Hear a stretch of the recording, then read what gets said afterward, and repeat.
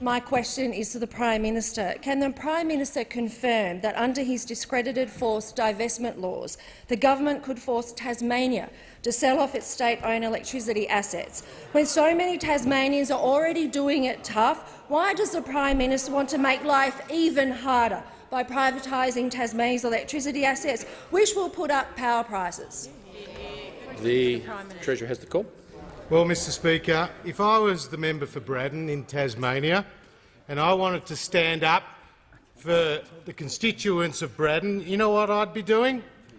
I'd be rejecting Labor's big new property tax, Mr Speaker, because Labor's big new property tax is going to hurt 3,500 people in the electorate of Braddon, Mr Speaker, and Labor's big new retiree tax will hurt more than 3,500 people in the electorate of Braddon. So, Mr Speaker, I say to the member for Braddon, if you want to stand up for your constituents and you want to stand up for the people of Tasmania, support us on this side of the House and our low-tax, high-growth agenda, Mr Speaker.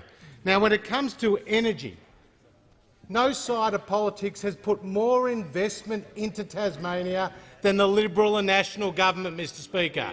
We support pumped hydro facilities across your state. We support another interconnector from your state to the mainland, Mr Speaker. We've supported renewable energy projects, wind projects across your state of Tasmania, and what we are doing is opening up new opportunities for energy users and for energy producers across the state of Tasmania. But, Mr Speaker, the real question for the member for Braddon is what problem does she have with a piece of legislation that could potentially force a divestment of an asset as a last resort if the conduct of the company is dishonest, in bad faith, fraudulent, for the purpose of manipulating prices, and the divestiture order made by a court is proportionate and targeted to the conduct, Mr Speaker.